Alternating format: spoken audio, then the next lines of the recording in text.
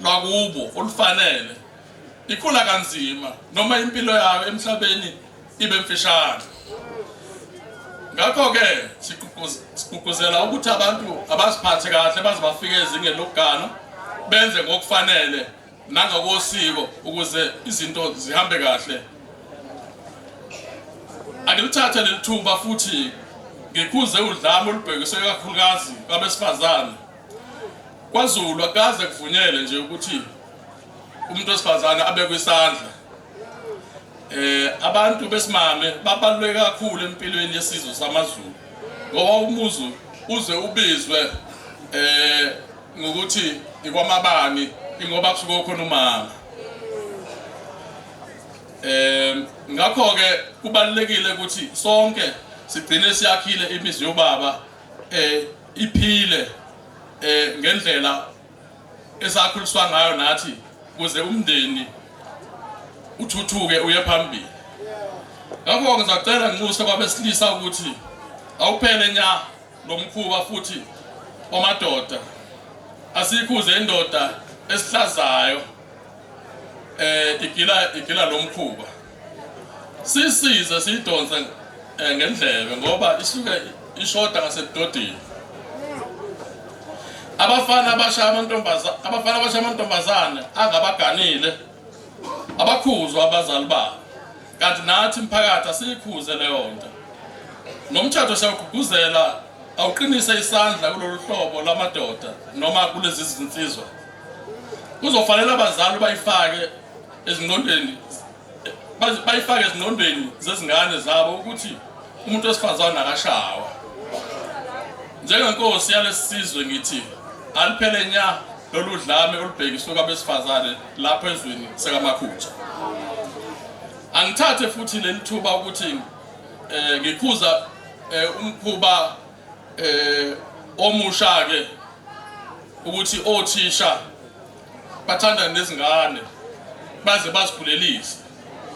Ngiyazi ukuthi ingcosana nje yothisha abenza lokhu. Ingakho ngizohlaba ngiulawule kothisha ngabanye kanye nezinyana zabo ukuthi azikhuze lento ngoba othisha bathatha indawo ebalulekile kuba abazali bezingane zethu esikoleni. Ngakho ke sifuna ubudlelwane phakathi kwabazali nothisha buhlale bubuhle bunokwethembana futhi. Phela othisha ibona abaphethe ubhaqa uyilona elisiholela ngalo ekukhanyela okukhulu. Sengiya ngasekuphetheni ngicela izinduna zona eziyiso lami emphakathini ehlukene ukuthi ukuze kwazi ukugqugquzela emphakathi yethu ukuthi ifuye ilime kulezi zindawo ezibekwa kuzona sikwazi ukufuya ngabe zinkomo noma inkukhu noma hlobo luni olufuyayo oluvumelekile phela kodwa. Futhi ngiyacela ukuthi abantu uma bebekwa kushiwe indawo zokuthi kwakhiwe izakhiwo zomphakathi ezinjengamahholo, ama-police stations, izibhedlela, izinkundla zemidlalo kanye nokunye okuningi. Kanti phela futhi zinduna nizosuke niziqalele izinkinga ezintsha ezihlupha abantu basemadolobheni uma emakhaya abamadolobha njengokuthi senizobhekela ukuthi nixazulule izinkinga zokuthi izimbuzi zakwamakhelwane zidle izimbali zami noma ukuthi inkomo yamakhelwane izibuka emawindini ami. Nikadeke leyo nkinga izinduna. Ngicela futhi ukuthi izinduna zisize ngezindaba zokushoda kwamanzi nogesi kanye nokunye okuningi okungumsebenzi yekhansela ukuthi nishayele ikhansela uma kunezikhalo ngokushoda kwalezi zidingo ezibalulekile ngokwempilo. Angisho njalo ukuthi induna noma izinduna sithathe umsebenzi wamakhansela. Futhi angisho ukuthi amakhansela wathathe umsebenzi wezinduna noma abeziponda. kodwa kusetshenziswane ngokubambisana.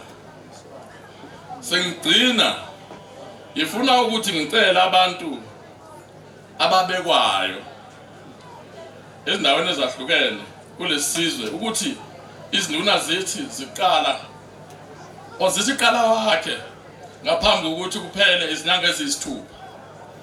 Yenzani njalo ke ngoba uma kungenzeki izinduna zizobeka abanye abantu abafisa ukwakha kulezo zindawo.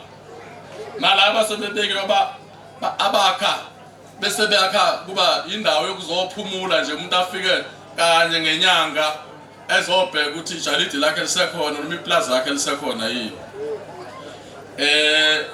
Noma abanye bafika ngoba bezongcwaba nje kuphela abakhila abahlali lelizwe. Lokho kudala futhi kulezo zindlu noma kulezo ndawo gcina kunobugebengu ngoba abantu sebehlala khona kulezi zindawo. So siyagqugquzela ukuthi ke abantu abanganyamalali umuntu mesebekiwe akakhe phela kwenzela ukuthi sazi ukuthi sabeka kabani lapha ngoba ugcina ungasazi nokuthi kwakubekwe kabani. Nezinduna sezadlule emhlabeni ugcina ungazi ukuthi konje umuntu wayebekwe ubani ngamuphi unyaka afika umuntu sekwaphela ishumi leminyaka athi indawo yami le awunayo indawo ezweni senkosi sikaMakhutha. Uma ubekwe bese uyahamba ungafi. Ngicela ukuthi uhlabeni ulawuleke ukuthi labantu ababekiwe ngempela abangakho abahamba uzobekwa kulezo zindawo ngoba izindawo zenkosi lezo. Ngiyabonga kakhulu ke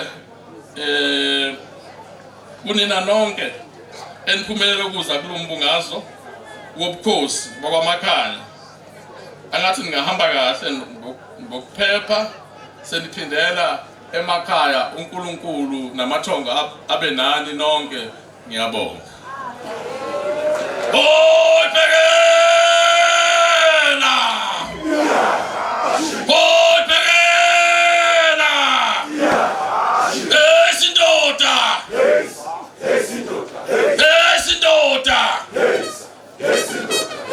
Ake ngenzeke mhlambe ke ngingasakhulumeli inkosi sengizikhulumelana nje umthithini.